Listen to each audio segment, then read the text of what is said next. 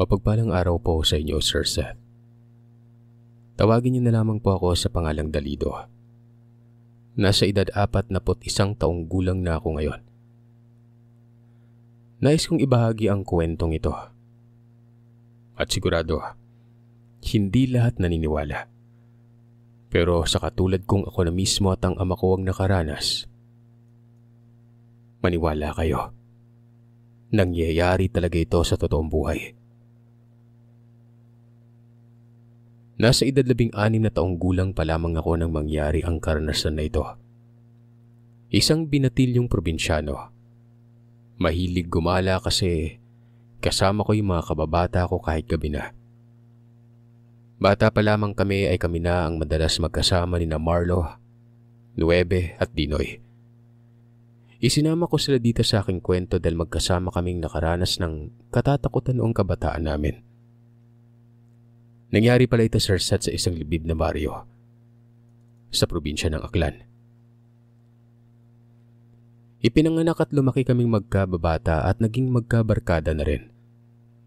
Tahimik at payapa sa aming lugar. Sa araw ay halos abala ang lahat sa taniman dahil pagsasaka ang pangunahing kabuhayan sa aming lugar noon. Tuwing gabi ay tahimik at madilim ang paligid dahil liblib na nga ang aming baryo. Kaya wala pang kuryente noon. Lampara at gasera ang nagsisilbing liwanag sa mga kabayan. Bata pa lamang kami ay madalas na naming maririnig sa mga matatanda ang kwento sa aming baryo tungkol sa aswang. Ito ang madalas na panakot noon sa amin lalo na pag makulit kami. Nung una ay naniniwala ako sa ganoong mga usapin. Lalo na noong maliit pa lamang ako. Pero noong naging binatilyo na ay madalas nang umiiral ang katigasan ng ulo ko. Hindi na ako naniniwala sa mga sinasabi nilang aswang. Dahil na rin siguro sa hindi pa naman ako nakakakita ng mga ganitong nilalang.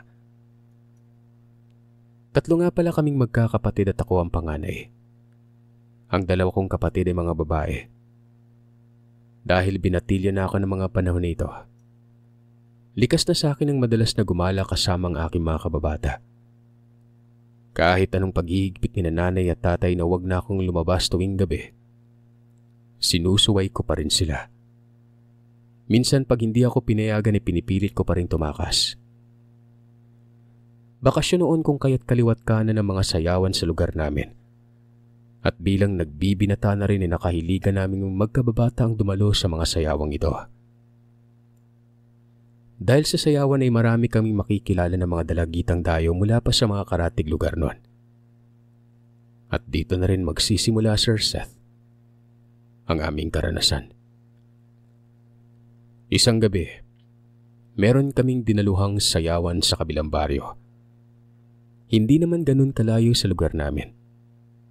Ayaw pa sana akong payagan ni tatay ng gabing yon pero mapilit akong nagpapaalam sa kanya.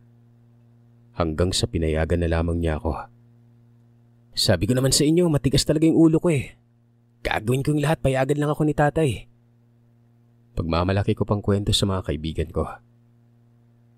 Masaya ang dinaluhan naming sayawan, Sir Seth. Maraming mga dalaga at mga dalagitang dayo, kaya nawili kaming magbabarkada sa pakikipagkilala sa bawat nakasayaw naming mga dalagita. Na halos kasing edad din namin noon. Madaling araw na kami noon nang nagpasya kami na umuwi na. Hindi pa uso noon ang sasakyang maginang motorsiklo sa aming baryo dahil liblib ang aming lugar. At hindi pa kalsada ang daanan kung kaya't naglalakad lamang kami pa uwi noon. Nasa alauna na siguro yun ng madaling araw pero masyado ng madilim ang paligid.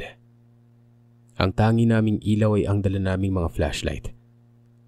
Nung una ay marami kaming mga nakakasabay na mga binata at mga binatilyong kagaya namin. Meron din mga dalagita. Pero nang bandang huli ay naiwan na lamang kaming 4. Medyo may kalayuan ang lugar na aming tinitirahan.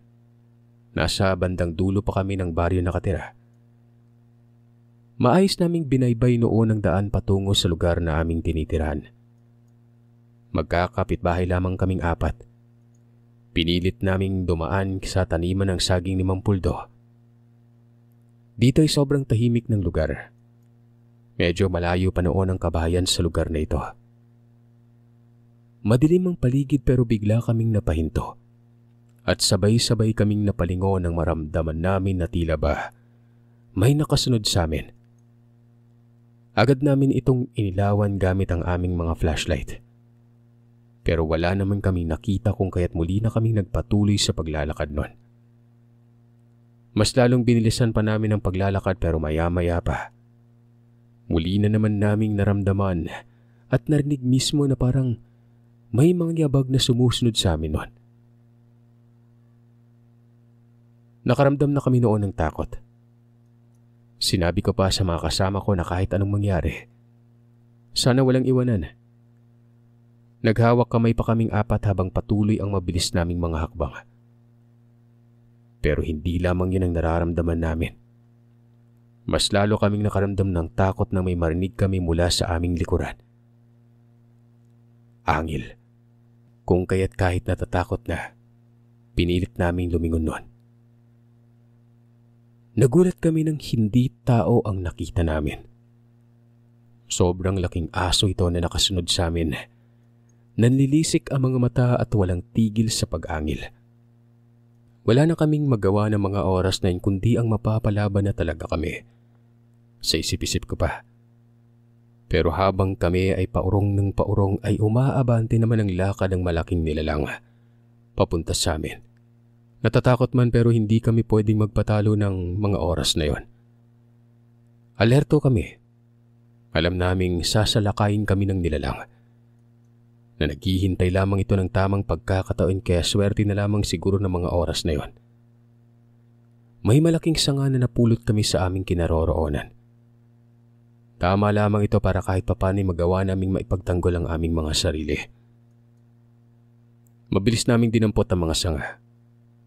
Handa kaming hatawin ng malaking aso kung sakali mang tuluyan ito makalapit. Patuloy kami sa paglalakad ng paurong at maya-maya pa'y hindi na nakapagpigil pa ang malaking asong ito. Patakbo itong palapit sa akin habang tumutulo pang malapot niyang laway. Animoy asong baliw na wala sa sarili ang nilalang. At nung sinubukan niya akong lapain, mabilis na siyang hinampas ng sanga ng mga kaibigan ko. Nakihampas na rin ako noon. Natamaan ko ito sa ulo.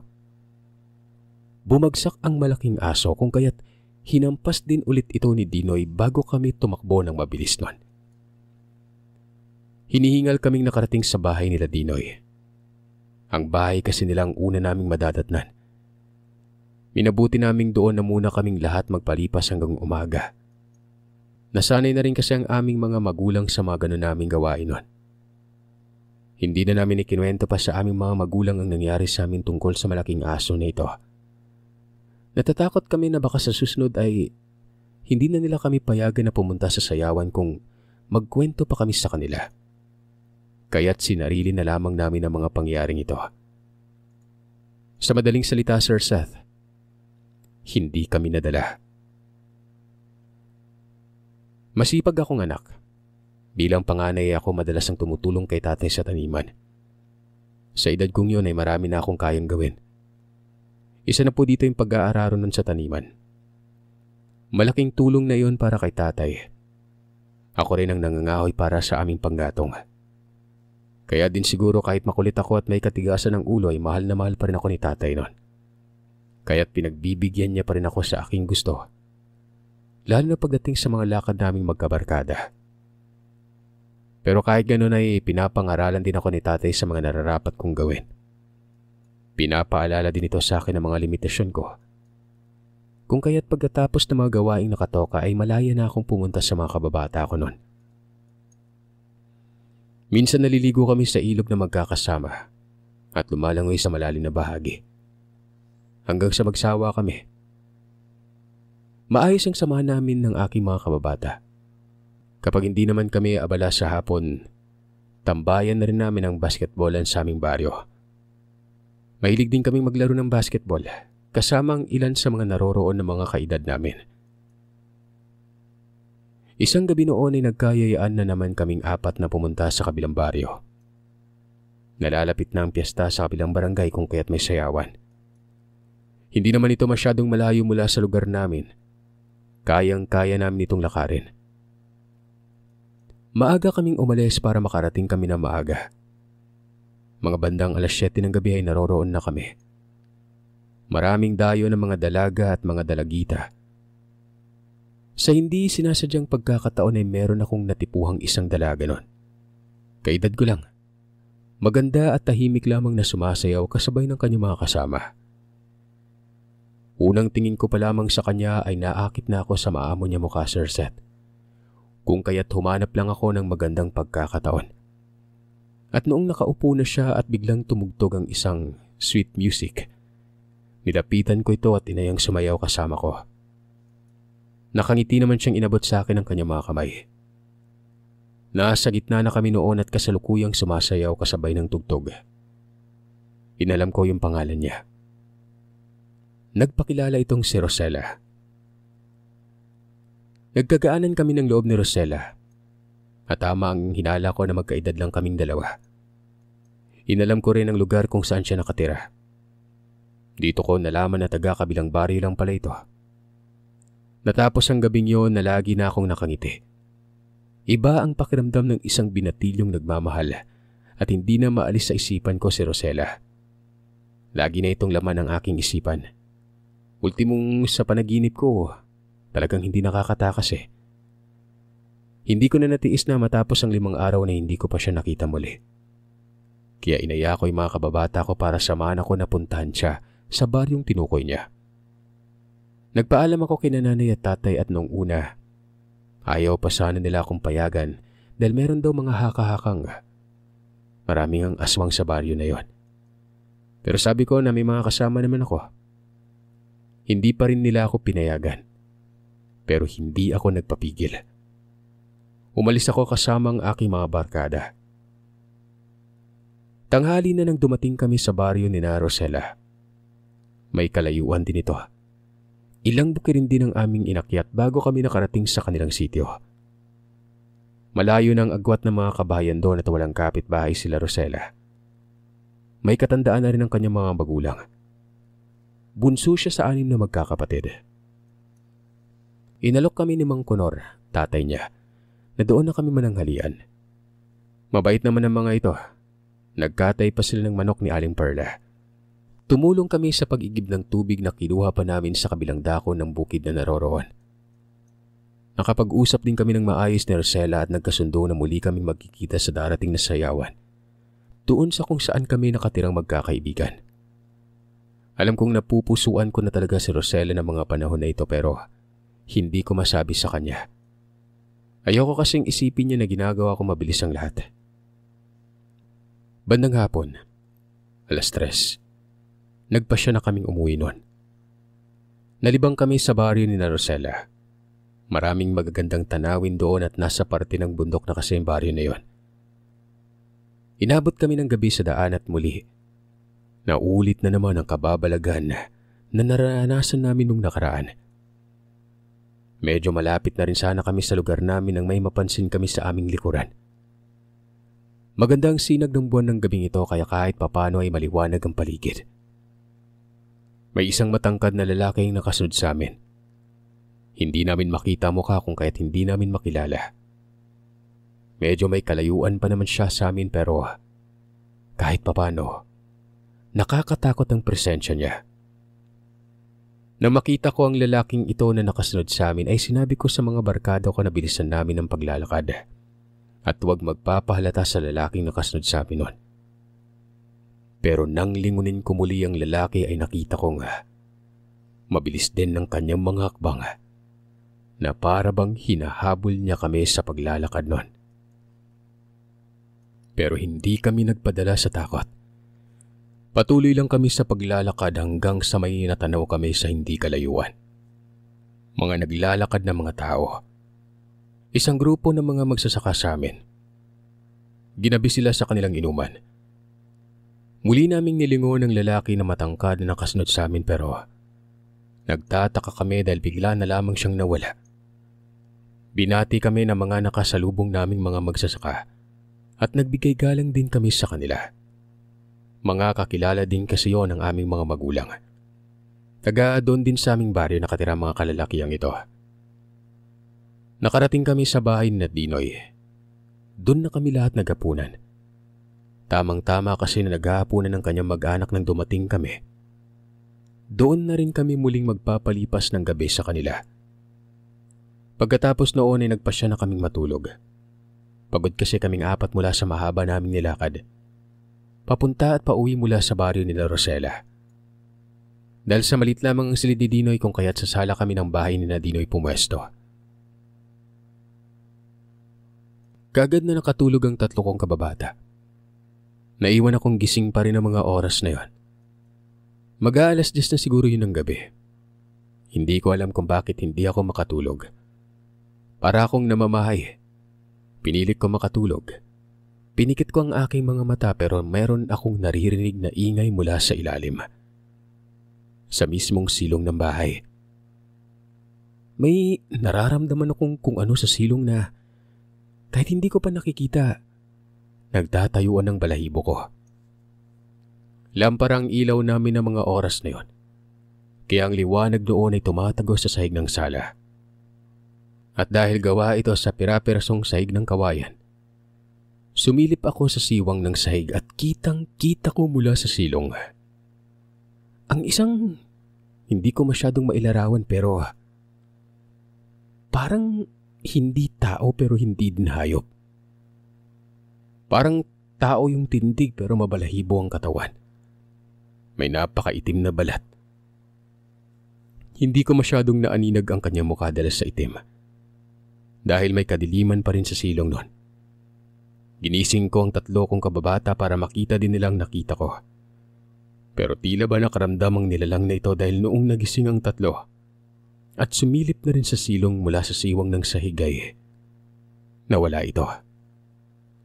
Wala naman tuli. Matulog ka kasi. Kung ano-ano na lang pumapasok sa isipan mo sa kakapuyat mo eh.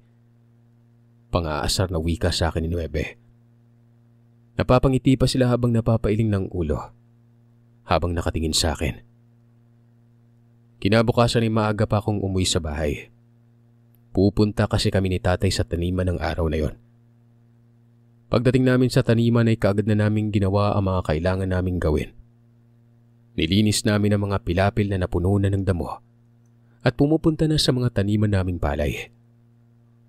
Nang matapos ng araw ay huminto na kami sa pagtatabas at nagmeryenda kami ni tatay sa ilalim ng punong kahoy. Nang wala sa loob kong naitanong sa kanya kung totoo ba talagang aswang at kung naniniwala din pa siya dito. Tiningnan ako ni tatay ng diretso sa aking mga mata at nagwika ng, totoo yung mga yan. Ilang beses na ako nakaranas ng mga pangyayari na may kinalaman sa mga yan. Sinabi niya rin sa akin na dapat ay mag-ingat kami ng aking mga pakababata. Lalo na kung aabutin kami ng gabi sa daan. Nang sinabi yun ni tatay, doon ko na ikinuwento sa kanya ang tungkol doon sa nilalang na nakita ko sa ilalim ng silong ng bahay nila Dino. Ayon kay tatay ay aswang umano ang nakita ko. Ganun umano talaga ang aswang. Kaya nitong magpalit sa iba't ibang anyo at madalas ay naghihintay lamang ng tamang pagkakataon para atakihin ang kanilang biktima. Ayon kay tatay ay mabuti na lamang at napansin ko kaagad ang nilalang. Nung gabing nakitulog kaming magkababata sa bahay ni Dino. Marami umano talagang aswang sa lugar namin. Dagdag niya pa na bata pa lamang siya noon. Yun na ang paniniwala ng mga nakakatanda sa lugar nila. At marami na rin sa mga taga-baryo ang makapagpapatunay nito. Ipinagpatuloy namin ni tatay ang aming ginagawa. Kailangan kasi naming tapusin ang aming pag-aararo at pagtatabas ng damo. Para kinabukasan ay makapagtanim na kami sa ibang bahagi ng palayan. Hapon na kami nakauwi ni tatay at pagod na kapagod kami ng araw na yon. Pagdating sa bahay, agad kaming ipinaghanda ni nanay ng aming merienda. Alam niya kasi na napapagod kami at nagugutom ng mga oras na yun eh. Pagkatapos niyang maghain sa lamesa ay agad naman niyang binalikan ang ginagawa niya sa kusina. Nang sumunod na araw noon ay muli kaming bumalik na magkababata sa bahay nila Rosela. Nagpahiwatig na ako ng panliligaw sa kanya. At kung magkakataon ay siya ang magiging una kong nobya noon. Karawan yun ni Rosela, kung kaya't inimbitahan niya kami konting salo-salo lamang naman para sa kanyang pamilya at mga kaibigan. Sa pagkakataong ito ay sinikap namin na makauwi ng maaga para hindi na kami abutin ng gabi sa daan. Pero ang mga sumunod na gabi ay sunod-sunod ng sayawan sa mga baryo-baryo na malapit sa amin. Siyempre, hindi namin ito pinalampas. Lalo na't naroroon si Rosella sa mga sayawan na pinupuntahan namin. Kaya maging ako ay sobrang excited din na pumunta doon sa sayawan na yon. Isang grupo sina Rosella. Kasama niya mga dalaga at binata na galing sa kanilang lugar. Kaya marami-rami din sila at masaya. Kalagitnaan na ng gabi noon nang bigla akong nakaramdam ng pananakit ng tiyan kaya pasimple akong tumigil sa pagsasayaw at napilitang maghanap ng banyo. Isa lamang ang banyo doon at nang itulak ko ang pinto, hindi ko ito mabuksan. Ibig sabihin may tao doon sa loob, Sir Seth. Tinatawag na talaga ako ng kalikasan ng oras na yun kaya napilitan akong maghanap ng lugar na pwede akong magkuble para mairaos ko yung nararamdaman ko. Nagmamadali ako sa paghahanap ng pwesto. Hindi na ako nagpahalata sa mga naroroon, maging sa aking mga kababata. Hindi ako nagpaalam. Lumayo din ako ng konti para siguradong walang makapansin sa akin. Sa bandang talahiban ko piniling pumwesto. Hanggang sa ayon, nakalipas ang ilang minuto ay nakaraos din ako sa sakit ng tiyan. Pabalik na sana ako sa loob ng sayawan. Pero sa maniwala man kayo o sa hindi, matagal akong nagpaikot-ikot sa kinaroroonan ko. Hindi ko na makita kung saan ang daan pabalik sa loob ng sayawan. Napaka-imposible nito dahil, ayun nga, hindi naman ganun kalayuan yun eh. Natakot ako at nahiwagaan sa nangyari. Bukod sa hindi ako lumayo, hindi ko din makita ang daan pabalik sa pinanggalingan ko. Naririnig ko pa rin ang malakas na tugtog ng sayawan. Pero ang nakakalito ay ang pakiramdam ko na nasa ibang lugar na ako ng mga oras na yon. Napaka-weirdo ng lugar na napuntahan ko. Nagsimula akong kabahan at hindi na mapakali. Ikot ako ng ikot at lakad ako ng lakad pero naroroon pa rin ako at hindi ako nakakaalis sa lugar na yon. Patuloy ako sa paglalakad pero pabalik-balik lamang din ako doon sa lugar kung saan ako nanggaling. Hanggang sa may matanaw akong kubo sa may hindi kalayuan. Noon ko lang nakita ang kubo na ito. Sinubukan kong lumapit sa kubo at nakita kong may ilaw naman sa loob. Nakiramdam muna ako sa may pintuan at hindi nagtagal. Bumukas ito ng kusa. Hindi lang yon. Pumungad sa harapan ko ang napakagandang babae. Mahabang buhok nito at kung makatitig siya sa akin ay para akong dinuduyan. Giliw na giliw ako sa kanyang maamong mukha. Ngumiti ng maganda at nakakabighani ang babae. Habang nakangiti ay inabot nito sa akin ang kanyang mga kamay. Yun bang parang inaakit niya ako para sumama sa kanya. Papasok sa loob ng kubo na yon. Pero nang inabot ko na sana sa kanya ang aking mga kamay, ay bigla na lamang may humawak sa aking balikat. At narinig ko ang sabi ng isa sa aking mga kababata na, "Tol, anong ginagawa mo dito? Kanina ka pa namin hinahanap ah." Paglingon ko ay nakita ko si Marlo, isa sa mga kababata ko. Kasama niya si Rosella na animoy nagtataka sila sa akin kung bakit ako naroroon sa lugar. Doon na ako natauhan. Bigla na lamang nawala ang kubo at ang babae sa aking harapan. Ituturo at ikikwento ko pa sana ito sa kanila pero wala na. Nahihiwagaan ako ng mga oras na yun pero agad kong naisip na pinaglalaruan lamang siguro ako ng ibang elemento. Salamat na lang at nahanap ako ng mga kasama ko bago mahuli ang lahat. Dahil kung hindi baka natangay na ako ng aswang na nagpanggap na napakagandang babae. Nagwalang kibo na lamang muna ako ng mga sandaling yon. Sumama na rin ako sa aking mga kasama pabalik sa loob ng sayawan. Nawala ang gana ko na sumayaw.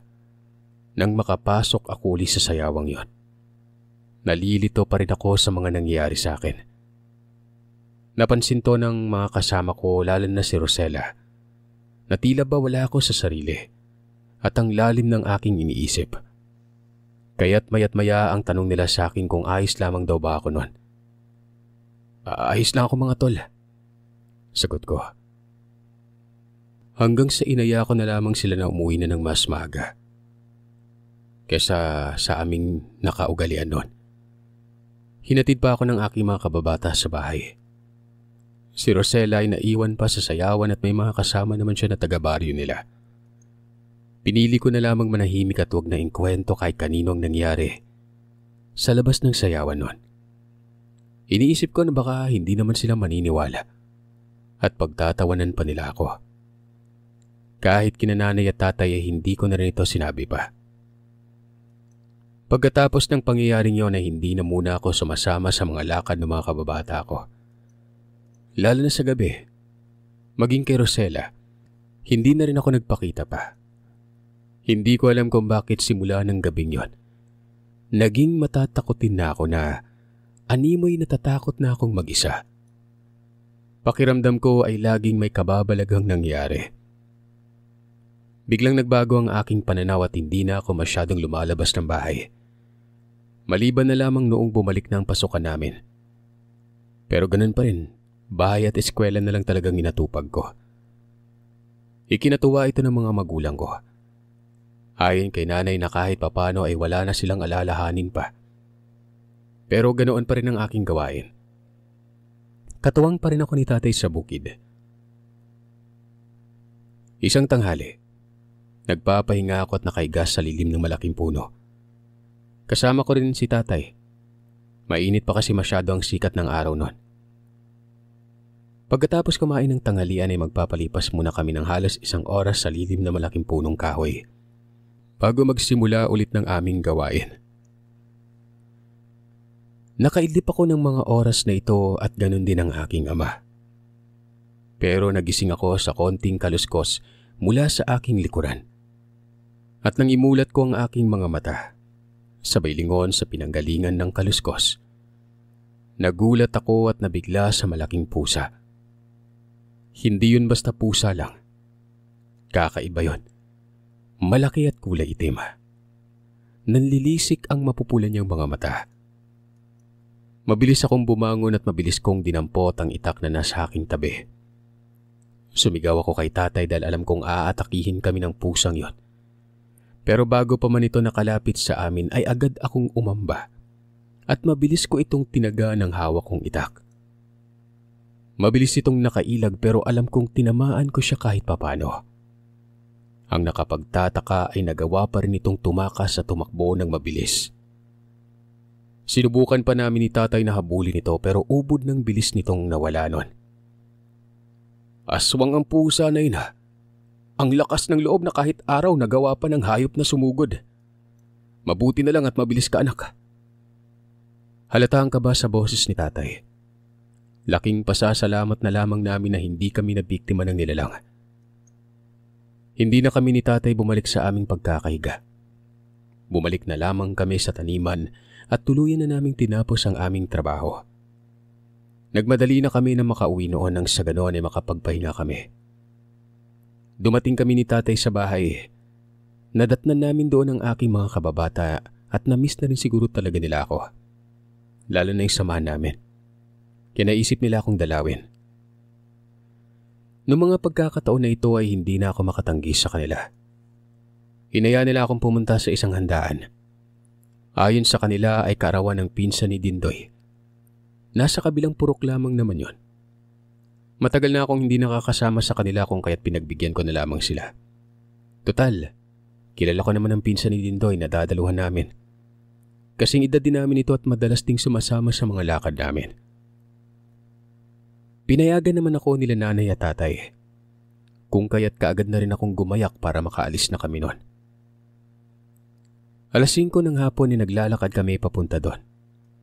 Hapunan ng salo-salo. Gabi na noon at kasalukuyang nagkakasiyahan kami sa labas na bahay. Kakatapos lang namin noong maghapunan pero nagkayayaan pa kami na mag-inuman. Sa Sa ganung edad namin, Sir Seth, ay sumusubok namin sa pagtagay ng lambanog. Yun yung pangunahing inumin namin tuwing may okasyon sa aming lugar. Abala kami sa pagkikwentuhan noon at umiikot ang baso ng tagay sa aming grupo. Nang bigla na lang may bumagsak na malaking ibon sa mesa. Nakakatakot ang ibon. Kasing laki ito ng isang bibe at kulay itim yon. Mahaba ang galamay ng kanyang mga paa pati na rin ang kanyang tuka. Mahaba ang tuka nito at matulis. Bigla nitong sinalpok at sinunggaban si Dinoy. Alam mo yung parang gusto niyang tangayin. Mabuti na lamang at mabilis na nakailag si Dinoy. Pero inaabot pa rin siya ng mahabang kuko ng ibon. Nasugatan si Dinoy sa muka. Mabuti na lamang at kasama namin ang papa ni Marlon ng mga oras na yon. Mabilis niyang hinampa sa malaking ibon ng hawak niyang sandata, na noon lang namin namalayan na may nakasabit pala sa kanyang bewang na latigo. Pangontra umano ang latigong ito sa mga aswang. Buntot ng pagi. Mabilis na tumakas at lumipad ang malaking ibon at hindi na namin ito nakita pa. Ginamot naman ni Aling Merced, mama ni Marlon, ang sugat ni Dinoy. At doon na namin hininto ang aming pagtagay. Umakyat na rin kami sa taas ng bahay para magpahinga at doon na rin nagpalipas ng gabi. Kinabukasan, maaga pa kaming nagsipag-uwi sa aming mga tahanan. Muli kaming nagtrabaho ni tatay sa sakahan at dahil sa pagmamadali kung kaya't nakalimutan na rin namin ang oras noon. Huli na nang napagtanto namin na may kadiliman na pala ang paligid dahil doon, nagpasya na kaming uuwi na. Habang naglalakad kami sa daan ay nagulat na lamang ako nang may biglang bumulusok ng lipad pa ibaba papunta sa akin. Kagad itong nakita ni tatay kung kaya't itinulak niya ako padapa sa lupa. Mabilis niyang ibinasiwa sa mahaba niyang itak at tinamaan niyang ibon na yon. Tinamaan niya ito pero para bang desperado ang ibon na makapangbiktima kung kaya't maging si tatay. Sinalakay niya rin ng walang pag-aalinlangan. Kahit natatakot ay mabilis kong sinaksak ang ibon na ito at pinunteriya ko ang leeg niya. Dahil sa mababa ng lipad ng nilalang kung kaya't nagtagumpay ako sa aking pananaksak. Tumalsik pa ang dugo nito sa mukha ko. Lumipad pa rin ito papalayo pero bumulusok nito sa gitna ng palayan na may maraming tubig. Doon pa lamang ako naduwal at nasuka dahil sa napakalansa ng dugo niya. Hindi na namin napuntahan pa ang lugar kung saan bumulusok ito. Pinilisan na lamang namin ni tatay ang paglalakad pa uwi. Kinabukasan ay muli kaming bumalik doon pero wala na ito sa lugar. Wala din kaming nabalitaan sa lugar namin na nagkasakit o hindi kaya ay namatay. Tanging haka-haka na lamang ang sinabi ni tatay na marahil ang aswang ay nagmula sa baryo na minsan rin naming pinuntahan. Ang baryo kung saan nakatira sila Rosella. Dito namin napagtanto ng aking mga kababata. Lalo na ako. Na totoo talagang hiwaga at nakakatakot na kwento ng mga aswang sa aming lugar. Hindi lamang ito basta kwento kundi ilang beses namin itong napatunayan at totoong naranasan. Maswerte na lamang kami dahil sa kabila ng lahat ay hindi pa rin kami napahamak kaya mas lalong naging maingat kami at laging handa sa mga pagkakataon kung sakali man na mangyari muli ang aming mga naranasan.